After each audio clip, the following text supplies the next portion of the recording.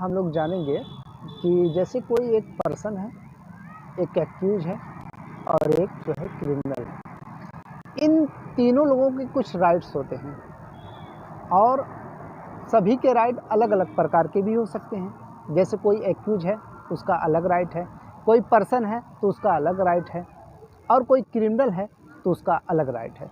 सभी का human right तो रहता ही है। कुछ दशाओं में ह्यूमन राइट को रोका जाता है। जैसे कोई जो है क्रिमिनल है तो उसके लिए जो है अगर वो प्रिजनर हो गया है, उसकी पनिशमेंट हो गई है, तो वो व्यक्ति जो है कुछ दशाओं में रोका जाता है। जैसे उसे राइट टू मूव के लिए भी रोक दिया जाता है। जैसे उसे इंटरनेट सुविधाएं भी नहीं प्रॉपर तरीके से दी जाती हैं, या उसके लिए रोक भी लगाया जा सकता है। रोक तो लगता ही है जनरली। और एक अक्यूज है, उसके भी क्या राइट्स होते हैं। उसके जैसे राइट्स हम लोगों ने देखा होगा सीआरपीसी में, उसकी अपनी बात को कहने का, अपने आप को जो है एक्विटल साबित करने का पूरा जो है मौका दिया जाता है।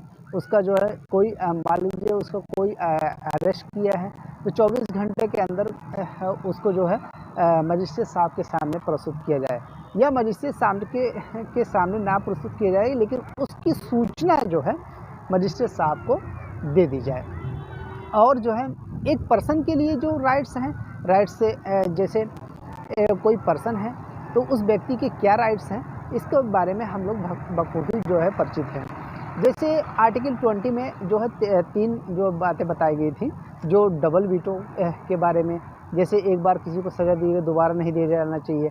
इसमें ये होता है कि जैसे किसी की सज़ा हो गई है, अब ये होगा कि नहीं, अब कोई आज से नियम कोई बन जाए कि नहीं, जो पिछले जो कार्य किए थे, जो जुर्म में जो गिरफ्तार किए थे उनको सज़ा हुई थी। जैसे अक्सर हम लोगों को देखने के लिए मिलता है कि जो फ़ायदे वाली चीज़ होती है उसको लागू कराना जो है ज़रूरी हो जाता है। और जैसे फॉर एग्ज़ाम्पल हम एक मिसाल के तौर पे समझेंगे, जैसे हम लोगों की एक फ़ीस जो निर्धारित हो गई है यूनिवर्सिटी के माध्यम से, वो तो फ़ीस देना होगा। अब कोई नियम लागू हो जाए कि नहीं, जो लोग जो फ़ीस जमा किए थे अब बढ़ा के जमा करेंगे, जो पहले से जो जमा किए हैं उसको माइनस करके बकिया जो है उसको जमा किया जाए। तो इस तरीके वही वाइस वर्सा जब लॉ में ऐसा किसी के साथ जब कोई जो है पनिशमेंट अलॉट हो जाती है, तो वो तो निर्धारित समय के लिए ज़्यादा नहीं रहेगी, लेकिन कम हो सकता है।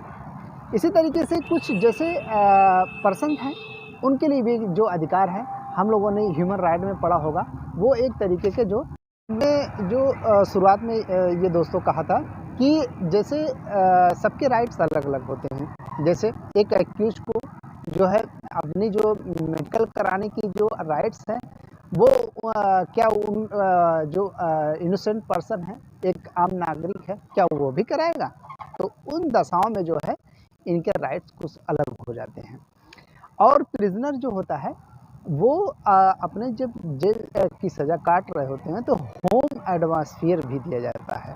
होम एटमॉस्फेयर जैसे घर में उठने बैठने, खाने पीने, रहने को एक जो है चारदीवारी के अंतर्गत जो रखा जाता है, तो उनको सारी सुविधाएं दी जाती हैं। इस तरीके से सबके राइट्स होते हैं। एग्जामिनेशन में बहुत ही इम्पॉर्टेंट है ये टॉपिक है।